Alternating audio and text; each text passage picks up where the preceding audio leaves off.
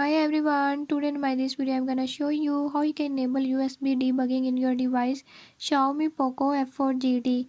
In this device Xiaomi POCO F4 GT, let's see what this mode is, what it does and how to enable it. I'll tell you few tips and tricks that you can use to do it. Before we move to the video, if you are new to my channel, don't forget to subscribe and press bell icon. Watch complete video and learn how you can do it.